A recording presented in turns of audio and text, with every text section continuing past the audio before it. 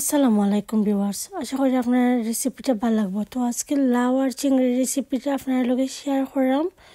দেখো কা যদি ভালো লাগে অবশ্যই ভিউয়ার্স লাইক কমেন্ট শেয়ার করতে বলবেন না। তো ফুল রেসিপিটা ওয়াচ করুন। চিংড়ি মাছ দেখতে পারা ধুই আনিছি, চিংড়ি মাছ দিয়া লাউ রান্না করবো।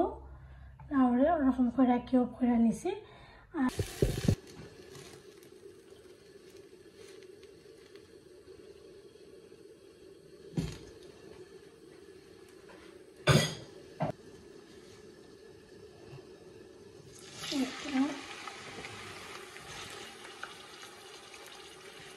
তারপরে পেঁয়াজ দিলাইছি,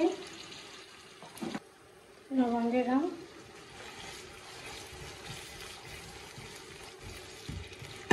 পেঁয়াজটা ভাঙবার লাগে পুরো একটু কমে পানি দিলাম।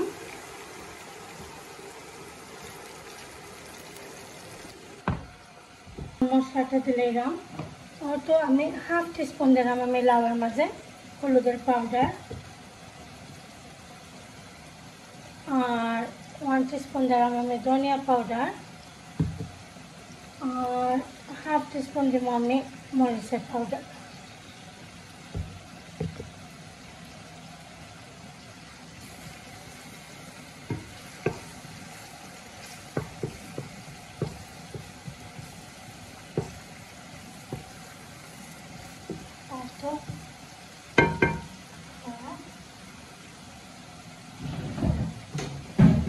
এখন আমি খাইতে রাখা দইয়া রাখছিলাম যে লাউটা গেলাইছি।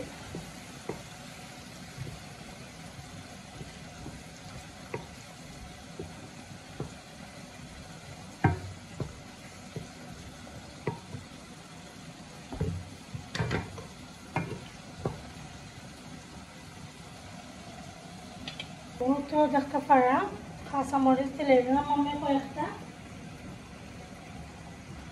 তো কয়েকখানি কাঁচামরিচ আমি খাইতে রাখছিলাম ওইটা দিলাইছি।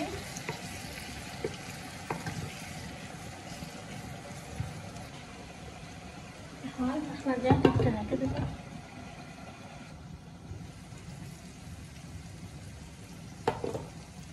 ওইটা দেখতে পারা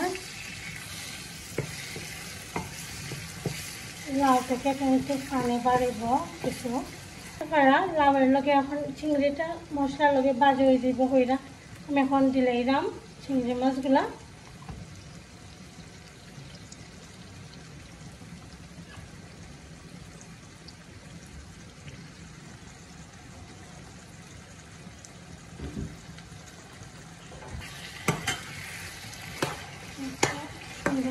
বাজি হইব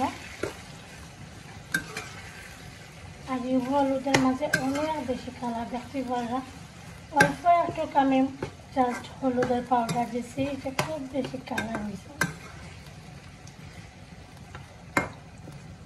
আর তো এখন ঢাকনা দিয়ে দেখে রাখি দেবো।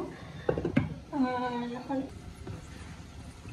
থেকেও কিন্তু পানি বাড়াইছে, আরও পানি দিয়ে ভালো করলাম চিংড়ি মাছটা ভাজা হইব।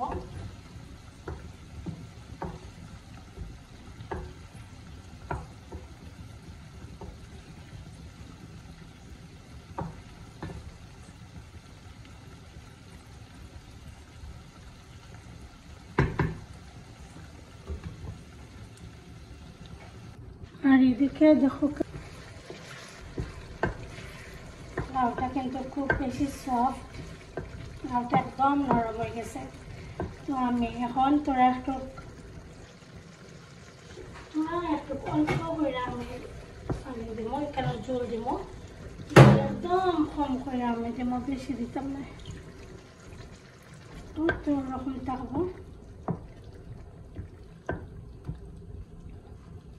লাউ একদম সফট হয়ে গেছে,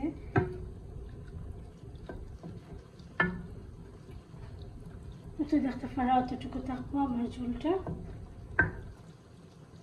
এখন জাস্ট ধনিয়া পাতা দিলাম, ধনিয়া পাতা দিয়ে নামাইলাম।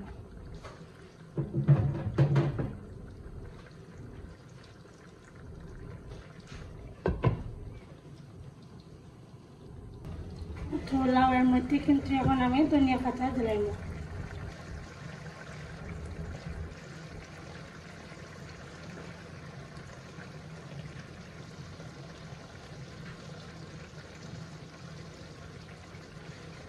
লাউয়ের কারিটা হয়ে গেছে তো দেখতে পারো ভিউয়ার্স লাউ চিংড়ি মাছ আর তো লাউ দি চিংড়ি অলরেডি তোর আমার হাজব্যান্ডে খাইলেইছেন কারণ আমি তাই খাইলে তা একটু লেট আমি কারিটা রান্না বইছি তো তাই খানির টাইম হয়ে গেছে তো এখন তাই খাইছেন চিংড়ি মাছ অনেক মজা হয়েছে কিন্তু লাউ দি কারি